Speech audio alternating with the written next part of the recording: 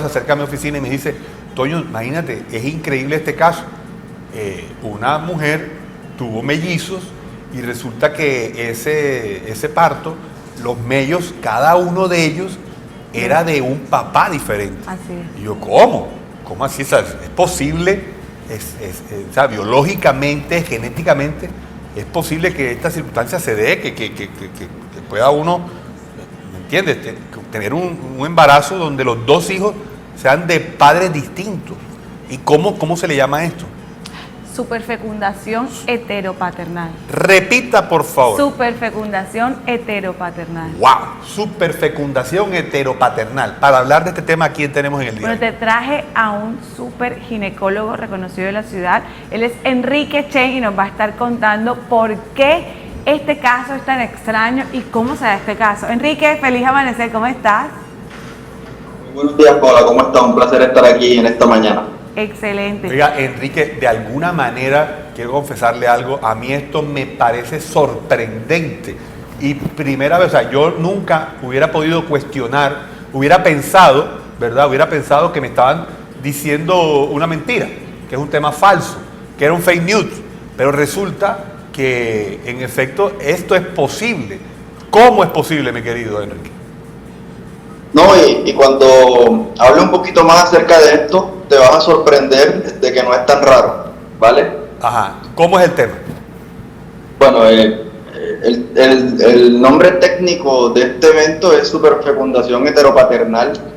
Si simplificamos más ese nombre, o ese término genético o médico, no es más que una relación sexual o un coito de una mujer en la cual es liberado un óvulo y ese óvulo es fecundado por un espermatozoide, pues, de una pareja, y la paciente o la mujer tiene nuevamente relaciones sexuales con mucha proximidad en cuanto a la primera relación sexual, y libera otro óvulo y es fecundado por un espermatozoide de un hombre diferente.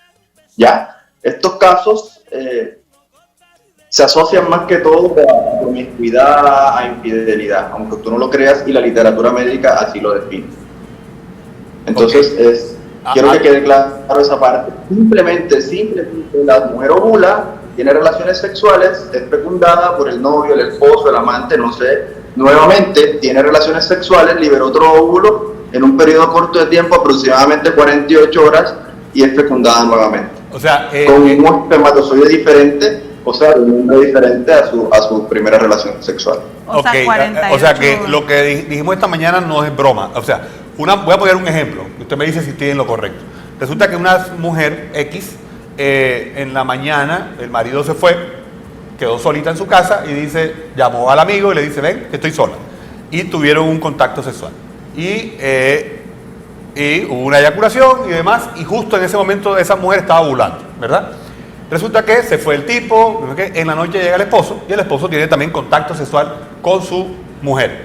Y hace lo mismo, eyacula, ¿verdad? Y está en periodo de ovulación, porque estamos hablando de unas 48 horas promedio. Significaría que esos dos espermas de dos padres diferentes pueden jugar en esa competencia de tratar de entrar al óvulo independientemente de los múltiples espermatozoides, solamente que coincidencialmente estos dos lograron llegar a la meta. Mejor decir imposible, ¿vale? Bueno, no hay una competencia porque primero se da una fecundación y posteriormente la otra. Lo dijiste excelente, no tengo nada que agregar.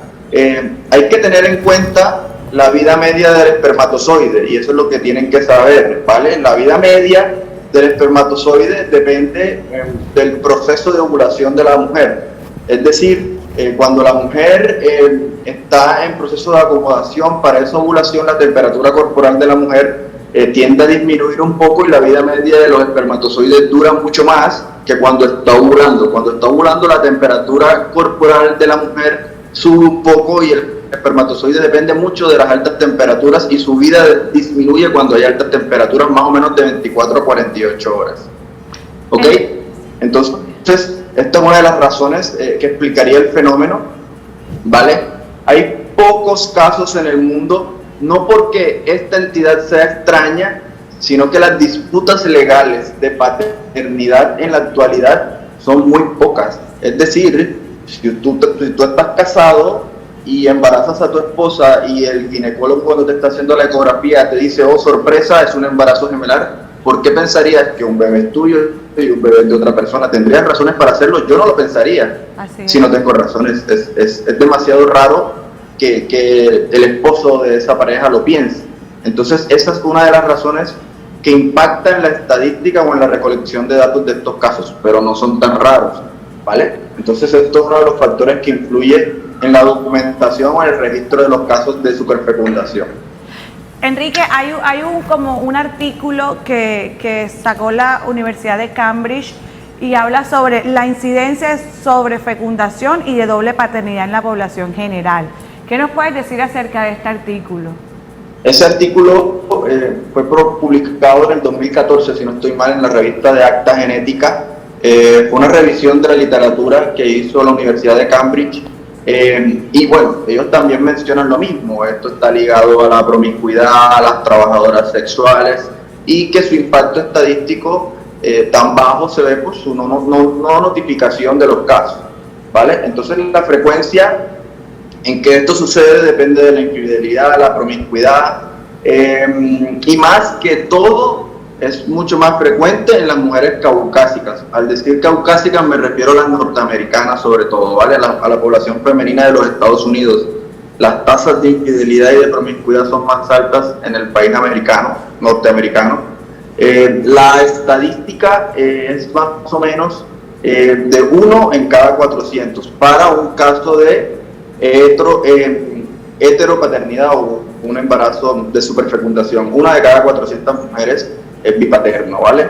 Esta incidencia puede ser sustancialmente mayor en pequeños grupos. Si empezamos a recolectar estadísticas por estado, pues de pronto la estadística varía un poco, pero es mucho más frecuente en los Estados Unidos y sobre todo en las mujeres que trabajan bueno, las trabajadoras sexuales. Y si nos vamos más puntualmente, su incidencia es más o menos de un 0.03%, o sea que la probabilidad, como te dije, si yo lo escojo al azar, es de más o menos 1 en 400, ¿vale? Estos son datos totalmente recolectados de Estados Unidos, pero este comportamiento no debe ser difícil en países europeos.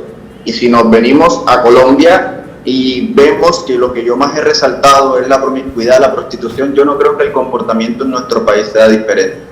Okay. ¿Vale? Lo que pasa es que el comportamiento de notificación en Colombia es diferente, pero en Estados Unidos las peleas por paternidad son más altas, sea por cuestiones legales, por cuestiones de herencia, por cuestiones de dinero. Acá en Colombia eso muy poco se ve, ¿vale? En este caso particular que me pasó Paola, yo poco veo esas noticias que publican en BBC y eso, pero yo lo revisé y eso fue en el 2018, ¿vale? En este caso en particular hubo una diferencia entre entre ambos bebés en cuanto al peso. Hubo una diferencia de más o menos casi 700 gramos, 680 gramos para ser más exacto, y el estudio genético para el feto 1, el gemelo 1, perdón, fue del 99.9% de asertividad para la paternidad. El otro fue totalmente diferente en todo el barrido cromosómico o del barrido de ADN que se le hizo. Cabe resaltar que las pruebas genéticas y las pruebas de ADN o el mapeo genético tienen una alta sensibilidad y especificidad, o sea, son demasiado seguras. Los falsos los falsos negativos, perdón, son muy, muy, muy raros. O sea, la confiabilidad de estas pruebas son extremadamente altas porque estamos estudiando el material genético o cromosómico, ¿ok? Bueno, lo que dije referente al peso de los bebés tiene una explicación muy sencilla y lo voy a simplificar un poco. Un bebé es más grande que el otro, ¿por qué? Por el tiempo en que se demoró el espermatozoide 2, por llamarlo de alguna manera, en fecundar. Más o menos lo que dice la literatura es que el tiempo de demora del segundo espermatozoide en fecundar es de 3 a 4 días, pero también algunos autores afirman que puede durar hasta 14 días. Wow. Entonces hay una diferencia siempre entre un embarazo y otro, y a veces podemos pensar de pronto que un bebé viene mal de peso, pero no es por eso, es por la discordancia que hay entre los tiempos de fecundación. Ok, bueno. Oiga, interesante este tema y seguramente van a hacer nuevas dudas que seguramente van a ser respaldados por usted más adelante. Gracias, Enrique, que tengas un feliz amanecer. Bueno, muchas gracias. Un abrazo.